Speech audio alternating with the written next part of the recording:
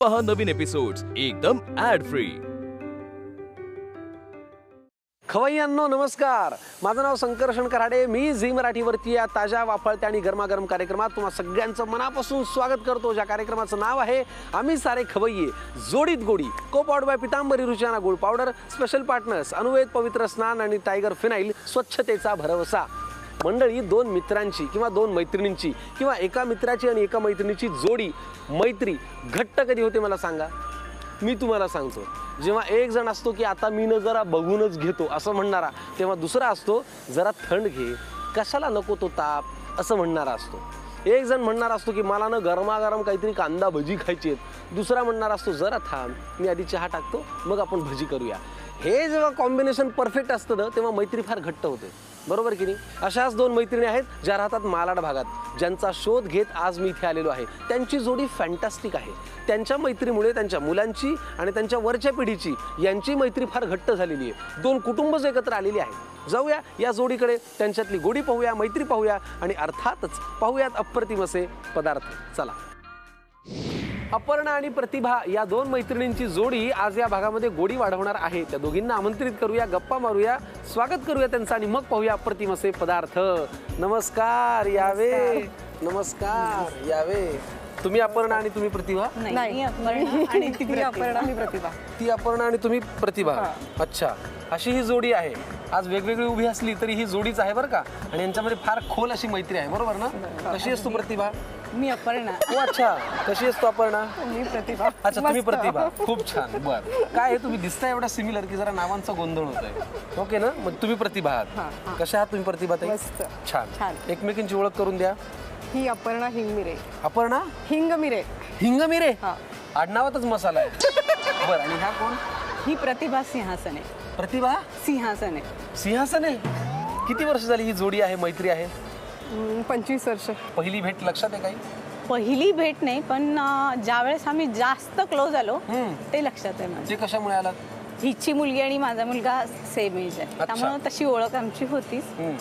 पण पहिल्यांदा ही मला जास्त जवळची वाटली। माझ्या मुलीचं थोडंसं तब्येत बरी नव्हती आणि मी दवाखान्यातून आलेली, मला डॉक्टरांनी ऑपरेशन वगैरे असं काय काय सांगितलं होतं। मी दवाखान्यातून आली, मी एवढी डिस्टर्ब होती आणि एकदम रडायलाच आलेलं, पण रडायला कोण नव्हतं जवळ। त्यामुळे मी आले चालत आणि ही इथं उभी होती। ती तिकडून दुकानातून आली आणि मी आल्यानंतर ती उभी राहिली। मला म्हणली, का ग काय झालंय, तुझा चेहरा का पडलाय? मी म्हणलं काही नाही ग, स्नेहलची तब्येत जरा बरी नाही आहे, तिला ऑपरेशन सांगितलंय। मला जे रडायला आलं ती माझ्या जवळ आली, मग तिने मला जवळ घेतलं, म्हणजे रडायला जवळचा माणूस मिळाल्यासारखं वाटलं तेव्हा। म्हणजे असं झालं की खूप जवळची घट्ट झाली मैत्री। वा, तिथून पुढं म्हणजे कधी आम्ही एकमेकींना सोडलंच नाही। वा वा वा वा। पण आज फक्त गप्पा नाही आहेत, आज या मैत्रीतल्या जोडीतनं किंवा जोडीतल्या मैत्रीतनं आम्हाला छान पदार्थ अपेक्षित आहेत। करणार ना? हो। एरवी स्वयंपाक पाणी एकत्र करता? अगदी, आम्ही म्हणजे टीम वर्क, म्हणजे ती असेल तर माझा कुठलाही पदार्थ चुकणार नाही, मी असेल तर तिचा चुकणार नाही। अच्छा, दोघी मिळून मला छान खाऊ घाला म्हणजे झालं। नक्की। हे ना, पण असंही होत असेल ना, अगं थोडं दूध दे, अगं थोडी मोहरी दे, होतं ना देवाणघेवाण। खूप छान। या दोन मैत्रिणी आपल्या समोर आज एक वेगळाच आदर्श घेऊन आलेले आहेत। या दोघींना टेबलच्या त्या बाजूला घेऊन जाऊया आणि पाहूया अप्रतिम असे पदार्थ। चला, अपर्णा आणि प्रतिभा या मैत्रिणींची जोडी आता स्वयंपाक करणार आहे। तयार ना? तयार। एकत्र स्वयंपाक करता कधी? नेहमी। उत्तर एकत्रच देत आहे। साड्या ठरून मॅचिंग घातल्या का? आहेतच, असं झालं। अशा बऱ्याच साड्या आहेत ज्या खूप काही गोष्टी आहेत ज्या एकसारख्या आहेत, आपोआप होतात। आपोआप होतं। तुम्ही दोघी आता स्वयंपाक करणार आहात, पण त्याआधी दोघींबरोबर आम्हाला एक छोटासा खेळ खेळायचा आहे। मैत्री म्हटल्यानंतर वातावरण खेळीमेळीचं असतंच। मी तुम्हाला 2 मिनिटं देतो, जास्तीत जास्त शेंगा सोलून दाखवा। काही सोलायच्या फक्त मग काय खाता? फक्त सोलायच्या का? म्हणजे खाऊन घ्या, आम्हाला काही म्हणणं नाही आमचं। ओके, फक्त पसारा करू नका मावल्यांनो, छान शेंगा सोला। हा, 3, 2, 1 स्टार्ट। बघूया जास्ती कोण सोलतोय। शेंगा एवढं अवघड आहे का सोलणं? नाही, काही ओल्या आहे तो। हे बघा, आम्ही शेतकऱ्यांच्या मुली आहेत त्यामुळे माहिती आहे। ओला असलं तरी काय होतं? नाही, शेतकऱ्यांच्या मुली आहेत तर माहिती आहेत, फक्त सवय मोडली आहे। शेतकऱ्यांच्या मुली आहात? हो। दोघी? हो। आमच्याकडे डाळिंबाची बागा वगैरे होतात।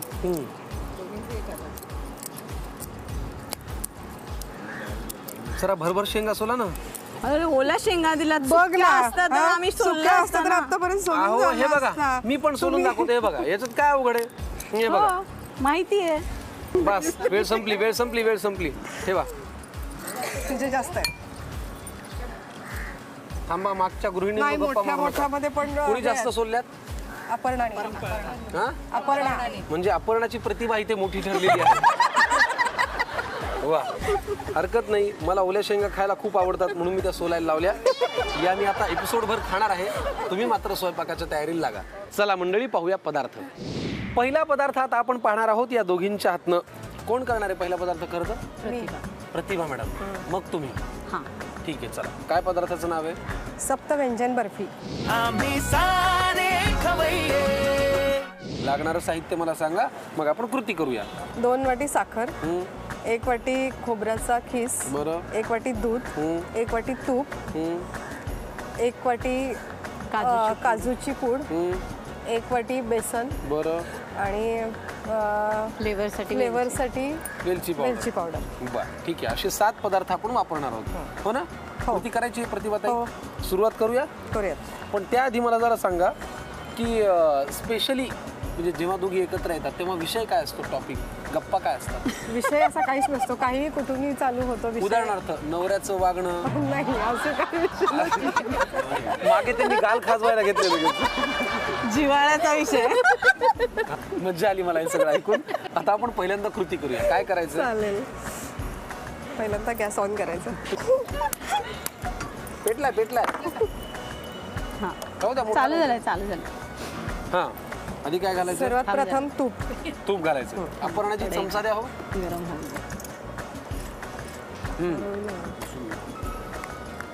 एवढं लागणार आहे तूप? हो सगळं एक एक वाटी. सगळं अगदी बरोबर सगळं एक एक प्रमाणातच वाटीच घ्यायचं. हो बरं छान. मग तूप पातळ होईपर्यंत जरा गप्पा मारूया. आधी तुमचं लग्न झालं होतं? हो माझं आणि मग लग्न ते अगोदर आलं. झालं. बरोबर.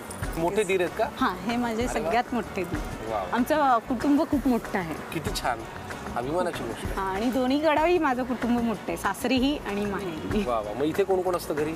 इथे आता आम्हीच असतो पण खातगुणला आमच्या गावी सगळे असतात. हातगुण. खातगुण. हातगुण. गावाचंही नाव वेगळंच आहे. सगळ्या वेगळ्या नावाचंच आहे आज सगळं प्रकरण. माझ्या तूप गरम झालंय. पीठ हो, तूप मोहरं गरम काय झालं. करायचं? मोहर ते हे पीठ टाकायचं ह्याच्यामध्ये. घ्या की हो. बेसन पीठ. हॅलो हे घालून दूध घालून. थांब जरा. प्रतिभाजी तुमच्या घरी कोण कोण असतं? माझ्या घरी माझे मिस्टर, मुलगी आणि एक मुलगा. आम्ही बरं. 4 जण असतो. आणि माहेरी सासरी वगैरे? सासरी माझंही कुटुंब मोठं आहे. 7 दीर आहेत, सॉरी म्हणजे 7 सासरे आहेत. मग त्यांची आम्ही सगळी मुलं म्हणजे ह्यांना 7 काका आहेत. 7 काका आहेत? हो. किती छान. पण मग त्यांची मुलं म्हणजे माझ्या कुटुंबात आता सध्या 99 लोक आहेत फक्त आमची. किती छान. हो बरं बोलता बोलता आपण हां. गरम झालेल्या तुपामध्ये खोबरं घातलं. हा नाही, बेसन तुपामध्ये बेसन आधी बेसन घातलं. टाकलं. बेसन थोडासा भाजला नंतर मग खोबरं घालून थोडंसं भाजलं. आता आपण साखर. आता आपण साखर घालणार आहोत. मला एक कळत नाही रेसिपी तुमची सांगतायत ह्या हो कारण दोघींनी मिळून केलेली आहे. मला ऍक्च्युली हिनं शिकवली. हिची रेसिपी आहे ही. असं आहे होय. आमचं असं आहे ना आम्ही कोणतंही काम एकटं नाही करत. एकत्रच हिची- करता. हा म्हणजे हिची रेसिपी आणि हिनं शिकवलेली आहे. महत्वाचा मुद्दा आहे हा. माहित द्या त्यांना. प्रतिभांजींचा नवरा एका वेगळ्याच अन्यायाला वाचा फोडतो. सांगा गुरुजी. हिंगमिरे साहेब काय झालं नेमकं? तुम्ही एवढ्या एकरूप आहात ना माझं गोंधळच झालं मैत्रिणींना भेटून. शपथ माझं आज डोकंच आऊट झालं. काय म्हणाल तुम्ही? दिवाळीमध्ये फराळ केला आपण हां. आणि विकला आम्ही. हो सेल आम्ही सांगितलं ना केला. मी तुम्हाला टीमवर्क. कोणतंही काम एकटं नाही. कारण माझ्या दुकानामध्ये पॅम्पलेट वगैरे सगळं सॅम्पल वगैरे ठेवलेले आहे. मग तिथून- मेडिकल मध्ये? हो. मेडिकल मध्ये फराळाचे पॅम्पलेट. धन्यवाद. सोबत पचनाच्या गोळ्याही द्यायच्या ना. काही गरज नाही होती. खूप छान बनवते एक सगळं. आपलं साखर घातली आणि आता काय दूध. आता दूध घालूयात हा. आपण. अशी असावी मैत्री खरंच. तर ह्याच्यामध्ये त्यामध्ये ती काजूची पावडर पूड जाणार. हा घाला.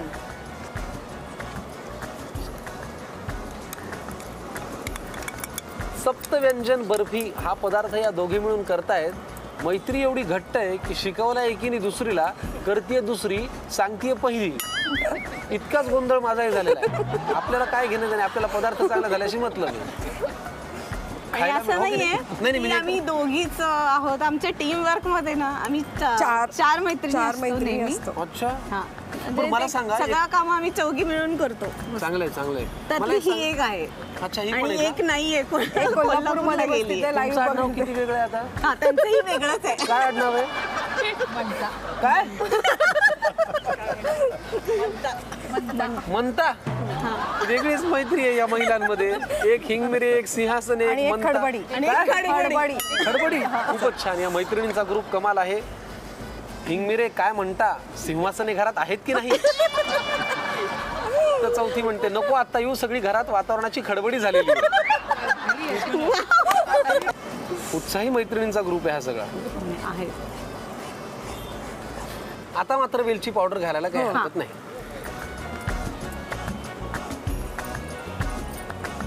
बस बस. वा हा हा हा हा हा है ना. काय हो जाऊ बाई, आता काय करायचंय? आता आपण हे ना सेट करायचं. सेट करायला प्लेट इथे ठेवलेली आहे आणि मला वाटतं याला ग्रीसिंग करून घेतलंय ना. हो. तूप लावलंय का? आहे. होत आहे याच्यात. थांब माझ्याकडे.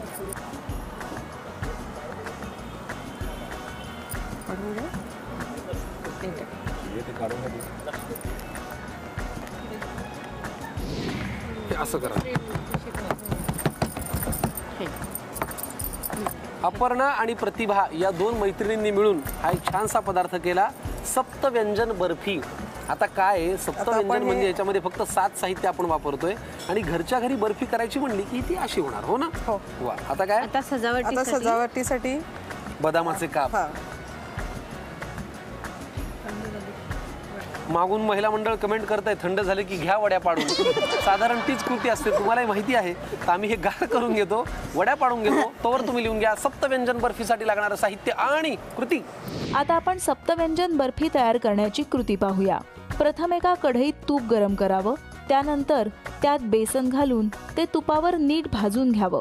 त्यानंतर त्यात किसलेलं खोबरं घालून तेही थोडंसं परतून घ्यावं. आता त्यात साखर घालावी. ती विरघळली की त्यात दूध घालावं. दूध नीट मिसळून घेतल्यानंतर त्यात काजूची पूड घालावी. त्यानंतर त्यात वेलचीची पूड घालावी. आता एका थाळीला तूप लावून घेऊन तयार मिश्रण त्या थाळीत ओतून ते नीट कडेपर्यंत थापून पसरवून घ्यावं. सजावटीसाठी बदामाचे काप वापरावे. सप्तव्यंजन बर्फी तयार आहे. वा, या दोघींनी पहिला पदार्थ केला. म्हणजे पदार्थ होता प्रतिभाजींचा, तुम्ही मदत केली. आता आपण आता तुमचा पदार्थ तुम्ही मदत करा. फिट्टमफाट होईल ना जरा मैत्रिणींची. बरं, पण त्याआधी जरा गप्पा मारूया. मैत्री म्हटलं की फक्त प्रेम नसतं, भांडणही होतात, रुसवा फुगवाई आहे. तसं होतं क्वचित. हो. पण कुणाला जास्ती राग येतो? मला प्रतिभाताईंना. कशावरून?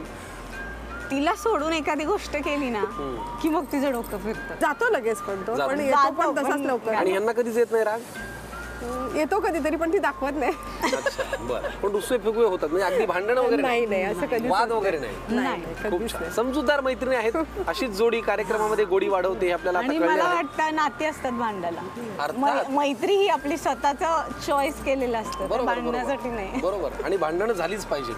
काय चांगलं आहे, याच्यापेक्षा काय चांगलं नाही हे सांगता ज्याला येतं तोच आपला मित्र ना. मित्र. हो की नाही.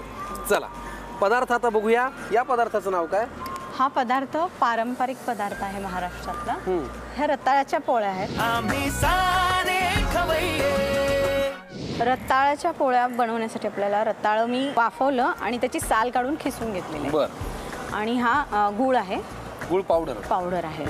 ही कणिक आहे, तूप, मैदा, हळद, जायफळ आणि वेलची पूड. आणि वा. आपण सुंठेची पावडर ही वापरू शकतो त्याच्यामध्ये, प्रत्येकाची आवड. खूपच छान. बरं, या कार्यक्रमात जी आम्ही गुळ पावडर वापरतो ती अर्थातच असते पितांबरी रुचियाना गुळ पावडर.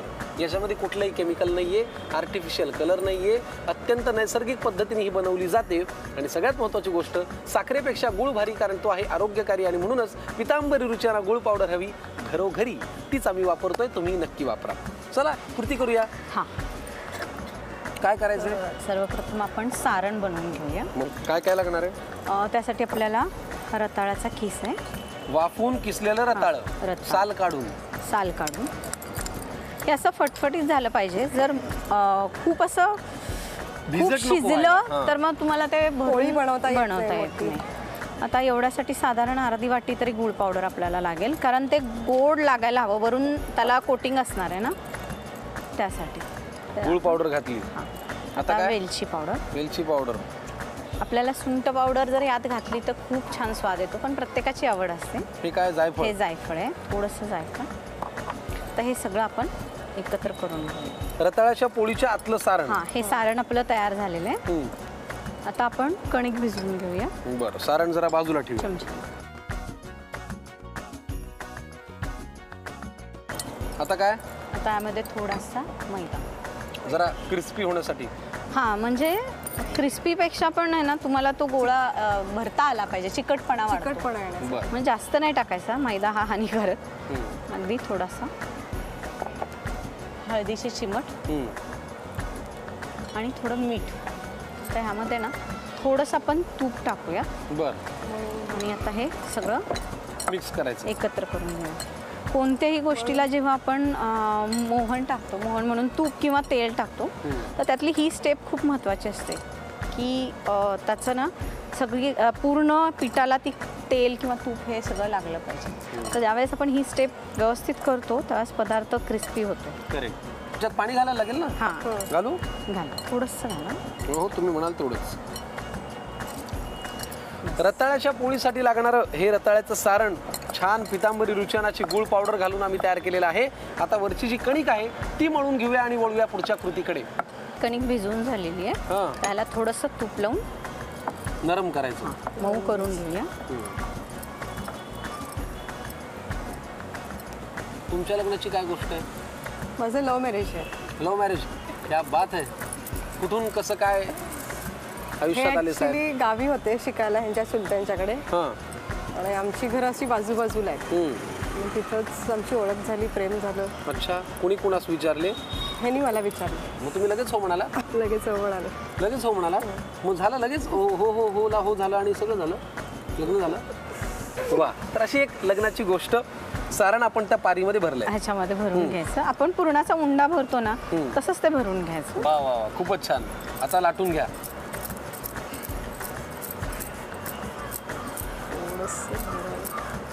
आयुष्य कसं हॅपनिंग पाहिजे. सिंहासनेताईंनी ते जपलं. हो. रताळ्याची पोळी. एरवी आपण पुरणपोळी खातो, खव्याची पोळी खातो, तिळाची पोळी खातो, शेंगदाण्याची पोळी खातो. रताळ्याची पोळी मी पहिल्यांदा खाणार आहे आणि छान आहे, पौष्टिक आहे, कारण त्याच्यामध्ये कुठेही फार तेला तुपाचा वापर नाही आहे. जो आहे तो पौष्टिक तुपाचा आहे. आणि महत्त्वाची गोष्ट गूळ पावडर आहे आणि रताळे, स्वीट पोटॅटो. चला दोन्ही बाजूनी घ्या भाजून. हो. मी आणखीन एक पोळी करून घेते. एक दोन नाही 10-12 करायला लागतील तुम्हाला. मग ते बघा, खरपूस अशी छान रताळ्याची पोळी आम्ही पॅनवरती भाजून घेतो चांगल्या तुपात. मंडळी वेळ वाया घालू नका. ओ पटकन घेऊन घ्या साहित्य आणि कृती. आता आपण रताळ्याच्या पोळ्या तयार करण्याची कृती पाहूया. सर्वप्रथम सारण बनवण्यासाठी एका बाउलमध्ये वाफून साल काढून किसलेलं रताळं, गुळाची पावडर, वेलचीची पूड, जायफळाची पूड घालून हे सगळं एकत्र एकजीव करून घ्यावं. आता दुसऱ्या बाउलमध्ये कणिक घेऊन त्यात चिकटपणासाठी थोडासा मैदा घालावा, एखाद चिमूट हळद, तसंच त्यात थोडंसं तूप घालावं. आता हाताने हे सगळं नीट एकत्र करून घ्यावं. त्यानंतर थोडं थोडं पाणी घालत कणिक भिजवून घ्यावी. शेवटी त्यात पुन्हा थोडंसं तूप घालून पुन्हा नीट मळून घ्यावं. आता या कणकेचा छोटा गोळा घेऊन त्याची पारी तयार करून त्यात रताळ्याचं तयार सारण भरावं आणि पोळपाटावर पोळी लाटून घ्यावी. तवा गरम करून त्यावर तूप सोडून रताळ्याची पोळी दोन्ही बाजूनी खरपूस भाजून घ्यावी. पौष्टिक खमंग रताळ्याची पोळी खाण्यासाठी तयार आहे. अपर्णा आणि प्रतिभा या दोन मैत्रिणींनी, या जोडीने आज आपल्यासाठी गोडीने स्वयंपाक केला आणि केले ते काय पौष्टिक पदार्थ. सप्तव्यंजन बर्फी जी आपण छान सजवलेली आहे आणि रताळ्याची पोळी ज्याच्यासोबत आपण छान तूप, गुळाची पावडर घातलेलं दूध असं खायला ठेवलेलं आहे. हो की नाही? तुम्हाला दोघींना कसं वाटलं आजच्या भागात येऊन? खूप छान. छान. इथेही जोडीने चालत. ये दोस्ती हम नहीं तोडेंगे, है ना? मजा आली. ही पण माझी मैत्रीण आहे, हिचंही नाव अपर्णा आहे. अरे वा, किती छान. आज सगळ्या सोसायटीतल्या मंडळी जमल्या. आम्हालाही फार छान वाटलं. धन्यवाद, तुम्ही आलात सर. आपलेही फार मनापासून आभार.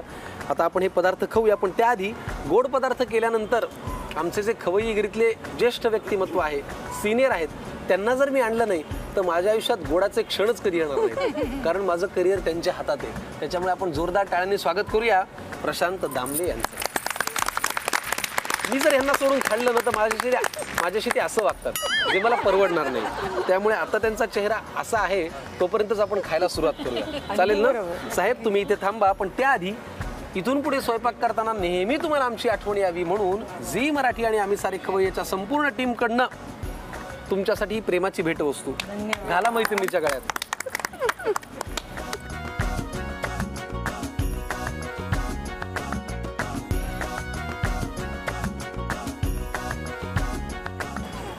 झी मराठीने दिलेलं ॲप्रन जणू पैठणीच असल्यासारखे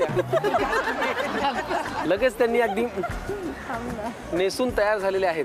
खूप छान. तुम्हा दोघींबरोबर हा भाग साजरा करून आम्हाला खूप मजा आली, आनंद वाटला. छान वाटलं. येस, ही जोडी अशीच राहू द्या. तुमच्या सगळ्या मैत्रिणींमध्ये खूप ताळमेळ छान राहू द्या. सुखाचं आयुष्य असू द्या. मंडळी, याच नोटवरती आपण घेऊया निरोप. भेटा पुढच्या भागात. पाहत राहा झी मराठीवरती हा ताजा आणि गरमागरम कार्यक्रम, ज्याचं नाव आहे आम्ही सारे खवय्ये जोडीत गोडी.